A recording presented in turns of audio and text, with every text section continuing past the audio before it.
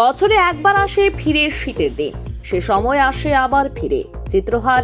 সেই নামে হচ্ছে জুয়া ও জান্ডিমুন্ডা এবং অন্যান্য। ঠিক তেমনি চেলাগাং থানা এখনো পর্যন্ত 1 বৎসর হতে না হতে প্রশ্রয় দিয়ে যাচ্ছে জুয়া ও জান্ডিমুন্ডুদের। প্রায় বিভিন্ন গ্রামে গ্রামে এখন প্রশ্রয় দিয়ে যাচ্ছে চেলাগাং থানার বড়বাবু বিমল বৈদ্য। কেন দিয়ে যাচ্ছে এমন করে? তাহলে কি চেলাগাং থানার বড়বাবু বিমল বৈদ্যর হাত রয়েছে? ঠিক শুনছেন, জুয়াবাজিদের প্রশ্রয় দিয়ে বিমল বৈদ্য 15,000 টাকা নিচ্ছেন। তাহলে কি বিমল বৈদ্য সরকারের বেতনের টাকা না খেয়ে জুয়াবাসীদের হাত ধরে টাকা খাওয়া নেশায় রয়েছে?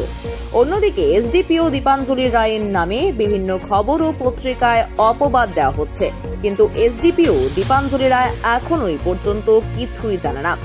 এমন করে চেলাগাং থানার বড়বাবু বিমল বৈদ্য প্রত্যেক দিন 15,000 টাকা করে নেওয়া হচ্ছে। কিন্তু এসডিপিও দীপাঞ্জলি রায় গোপন খবরের ভিত্তিতে তদন্ত করতে যাওয়ার সময় চেলাগাং থানায় বড়বাবু বিমল বৈদ্য জুয়াবাজিদের কলের মধ্যে অগ্রিম জানিয়ে দেওয়া হয় বলেও গোপন খবর রয়েছে। সেজন্য এসডিপিও দীপাঞ্জলি রায়ের সঠিক তদন্ত পায়নি এখনো পর্যন্ত। এখন এমন প্রশ্ন উঠে আসছে এলাকার জনগণের, কেন প্রশ্রয় দেওয়া হচ্ছে তা তদন্ত নেওয়ার জন্য প্রশাসন দপ্তরের উপর নজর। জনগণের একটি প্রশ্ন, একদিকে সুশাসন আর অন্যদিকে থানাবাবুরা জুয়াবাজিদের প্রশ্রয় দিচ্ছে যুবকদের, কিন্তু প্রশাসন হচ্ছে জনগণের সুখ দুঃখের সাথে। তা এমন না করে গ্রামের যুবকদের হাতে দেওয়া হচ্ছে চেলাগাং থানার বড়বাবু জুয়া ও জান্ডিমুন্ডা শিক্ষা। প্রায় প্রত্যেক গ্রামে গ্রামে শোনা যাচ্ছে জুয়া ও জান্ডিমুন্ডা হয়ে ধ্বংসের লীলা, যদিও এমন আগে তা ছিল না।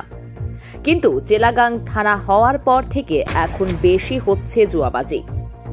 এখন সকল ত্রিপুরাবাসীদের নজর রাখছে প্রশাসনের উপর, গ্রামগুলির জুয়াবাজিদের হাত থেকে রক্ষা প্রতিরোধ করতে পারবে কিনা।